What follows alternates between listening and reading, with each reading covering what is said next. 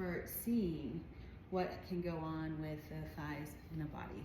So if I put it right up inside the corners of my crotch, you've got a nice view here. What I can really notice is that if I take the ball and I retreat the ball backward, I can send my femurs into internal rotation.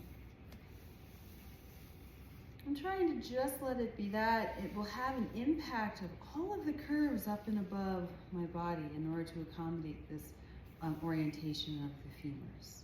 I have to accommodate the pelvis. The pelvis has to accommodate the sacrum, the lumbar, the thoracic, all are impacted. Let's look then at what happens when I tuck my tail. You can see the impacts through my spine. When I tuck the tail under, I'm sending the ball forward. There's a drag on the front body. It's almost impossible for me to stand up straight through my front body. The knees rotate outwardly. The buttocks is over tight. All right, and this is another option. I'm coming through a sweet spot where I feel that there's, it's almost like I'm carrying, you know what it's like? It's like being the pigeon, not the pigeon, that's hilarious, but that's another pea animal, but being the penguins when they're carrying their little eggs on their feet. This feels very much like when I'm in a balanced place, I'm not going to lose the ball. So I'll model it a couple more times going in between these two. And it's good for you to be able to have range, for us to be able to know what it's like to go to both places so that we can find a balanced neutral. That's why I'm asking us to know what it's like to go to the tucked under place, to feel and know this place, to recognize it in our loved ones, to understand what this is. It communicates a certain kind of energetics, but you don't have to, there's also a postural baseline here. Getting my big toes into the ground, sending the ball backwards. And then when I go beyond that, this is where I end up. Now I'm internally rotated quite a lot in my femurs. My ball is back behind me. My head has to come forward to accommodate. I can roll the ball back to center and bring my head and the ball, the head over the ball under the pelvis, under the head. So I encourage you to find yourself a nice small little workable ball. Play with it.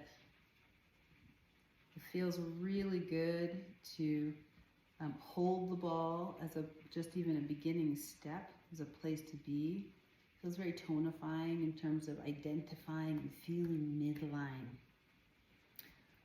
I am not a gymnast, but I do know what it's like from a yogic point of view to hug and find and energetically draw in towards the middle. If that's something that's really foreign to you, that idea of coming into middle and squeezing energetically up and into middle, then you might find that this outer muscle group does a lot of working, especially if I didn't have a sticky floor to hold me in place. Maybe I'm doing this energetically against the floor and I'm pushing out, and these muscles are working very hard to tripod me into position. That's one of the ways in which humans can stand. There's so many ways.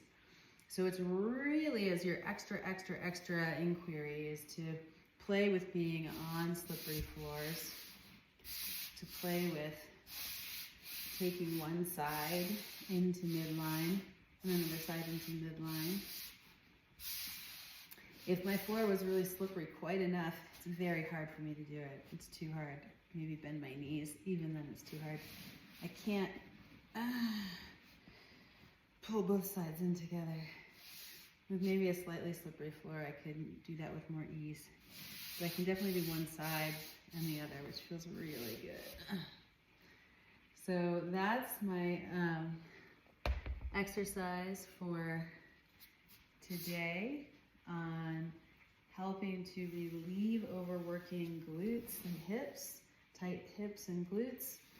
Find a different way of orienting in yourself for greater balance and ease.